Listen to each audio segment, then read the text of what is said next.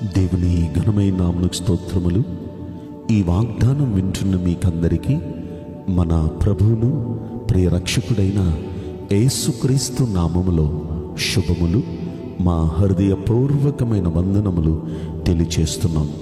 ఈరోజు దేవుని వాగ్దానం ఆదికాండము 26వ అధ్యాయము 24వ వచనం. నేను నీకు తోడై ఉన్నాను కనుక భయపడకుము. ఈ వాగ్దానం మన అందరి వెనుకడిలో మంచి దేవుడు నెరవేర్చునుగాక. ఆమేన్. ప్రియ దైవ జనాంగమా, ఈ వాగ్దానం ఇస్తున్న దేవుడు ఎంత సూటిగా మనతో అంటున్నాడు చూడండి. దేని గురించి భయపడుతున్నారు? సమస్యలను చూచి భయపడుతున్నారా? మీకున్న అనారోగ్యాన్ని చూచి భయపడుతున్నారా? మీకున్న ఇబ్బందులను బట్టి భయపడుతున్నారా? ఏదో రేపటిని గురించి ఏంటి, ఎలాగా, ఈ పరిస్థితులు ఎలాగా అని టెన్షన్ పడుతున్నారా? దేనికి భయపడద్దు. మన ప్రభువు మనకిస్తున్న చక్కని వాగ్దానం, నేను నీకు తోడై ఉన్నాను. ప్రియ తల్లి, ప్రియ సహోదరుడా, మనతోనే ప్రభు మాట్లాడుతున్నారు. ప్రభులు వారు మనకు తోడున్నారు. అన్నీ ఆయనే చూసుకుంటారు. మనకి ఏ లోటు రానివ్వరు, మన మీదకి ఏ కీడు రానివ్వరు. మనల్ని ఆయన ఉద్ధరిస్తారు ఖచ్చితంగా. ఆయన తోడున్నారు.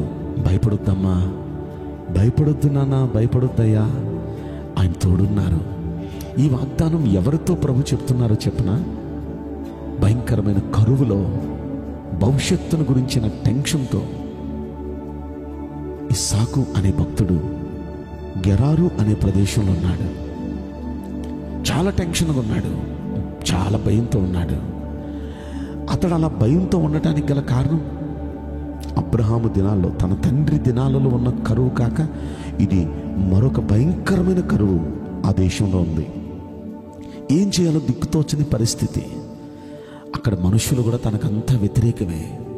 పరిస్థితులన్నీ తనకు వ్యతిరేకంగా ఉన్నాయి. వెళ్ళిపోదాం అనుకున్నాడు. ఇక్కడ నుండి ఎక్కడికైనా వెళ్ళిపోదాం అనుకొని బయలుదేరాడు. దేవుడు అంటాడు, నో, నువ్వు వెళ్ళటానికి వెళ్ళలేదు, ఇక్కడే ఉండు, నేను నీకు తోడున్నాను, నేను ఇక్కడ ఆశీర్వదిస్తాను అన్నాడు. ఎప్పుడైతే దేవుడు ఆ మాట అన్నాడు, దేవుని మీద నమ్మకం ఉంచి, దేవుడు అన్నాడు కదా, ఓకే, ఆయనే చూసుకుంటారు, ఆయన నన్ను ఇక్కడే బ్లెస్ చేస్తానన్నారు అని అక్కడే ఉన్నాడండి. అక్కడే ఉండి ఏం చేశాడంటే బావులు తవ్వాడు. ఎందుకంటే ఆయన పంట వేయాలి కదా, బావిలు తవ్వాడు నీరు కోసం. మొదటిగా ఒక చోట బావి తవ్వాడు. నిజంగా తోడుంటానన్న దేవుడు ఆయన పక్షాన్నుండి భలే జలలు గల ఊటలు ఇచ్చాడండి. అబ్బా, ఎంతో సంతోషపడ్డాడు. ఆ ఊటలను చూసి ఎంతో ఆనందించాడు. ఆ చుట్టుపక్కల ఉన్న వాళ్ళందరూ వచ్చేసి ఆయన మీద గొడవాడేశారు, జగడమాడేశారు. ఈ బావి మాది, ఈ ఊటలు మాకు సంబంధించినవి, ఎవడో నువ్వు ఎక్కడి నుండి వచ్చినాడు, గెట్అవుట్ అని ఆయన మీద గొడవాడారు. గొడవాడలేడు కదా, సరే అని తీసుకోండి అని ఇంకో చోటకి వెళ్ళిపోయాడండి ఈయన. అక్కడి నుండి ఇంకో చోటకి వెళ్ళిపోయి అక్కడ బావి తవ్వుకున్నాడు.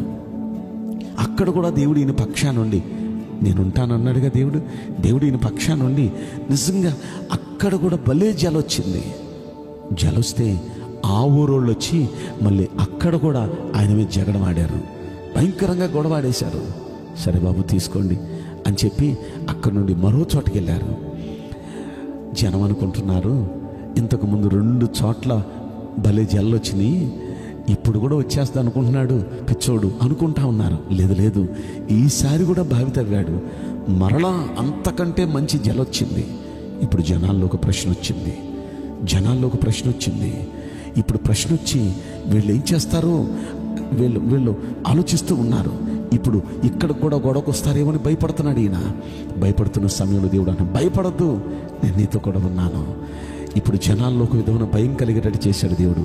అమ్మో, ఒక వ్యక్తికి ఇలా జరుగుతుందంటే ఆ వ్యక్తికి దేవుడు తోడుంటేనేగా, దేవుడు తోడుంటేనే ఇలా జరుగుతుంది అని వాళ్ళందరిలో కలిగేటట్టు చేసి ఇప్పుడు వాళ్ళే వచ్చి ఈయనతో సమాధాన పడేటట్టు చేశారు.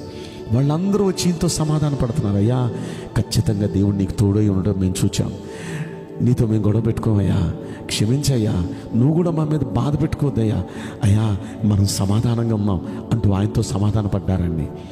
ఆయన విత్తనం వేశాడండి, పంట పండిందండి, 100 పండేసిందండి.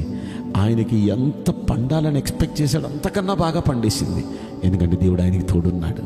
ఈరోజు నీ వాగ్దానం వింటున్న ప్రియ దేవుని బిడ్డలారా, అలనాడు కరువు ప్రాంతంలో చుట్టూ శత్రువుల మధ్య దేవుడు తోడుండి అన్ని విషయాల్లో ఇస్సాకును ఆశీర్వదించిన దేవుడు మన దేవుడు ఈరోజు మనకు కూడా తోడున్నాడు.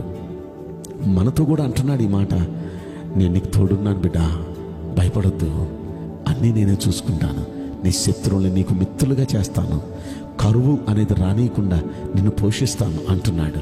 కనుక ఈ వాగ్దానం అలనాడు ఇస్సాకు జీవితంలో నెరవేరినట్లు వింటున్న మనందరి వినికిడిలో మంచి దేవుడు నెరవేర్చునుగాక. ఆమేన్. నేను మీకోసం ప్రార్థన చేయబోతున్నాను. పరిశుద్ధుడా, ప్రేమగల యేసురాజా, మీ పరిశుద్ధ బంగారు పవిత్రమైన నామమునకు నిండు మనసుతో కోట్ల కొలదిగా స్తుతులు స్తోత్రములు వందనాలు చెల్లిస్తున్నాం. ఈ వాగ్దానం వింటున్న ప్రియుల జీవితంలో దయచేసి ఈ వాగ్దానం నెరవేర్చి కృప చూపించండి ప్రభువా. నీ బిడలుకున్న ఆ భయాందోళనలన్నీ దయచేసి దూరపరిచి ప్రభువా, నీ హృదయాల్ని, మీరందరి హృదయాల్ని తెప్పరల చేయండి, గుండెలో ధైర్యం నింపండి, వీరి పక్షాన గొప్ప జయం దయచేయమని ఈ కొద్ది మనవుడు నజరేయుడైన యేసుక్రీస్తు ప్రశస్తమైన నామములో మిక్కిలి వినయముతో ప్రార్థించి బ్రతిమలాడి వేడుకుంటున్నాం ప్రియ పరలోకపు తండ్రి. Amen. May God bless you all.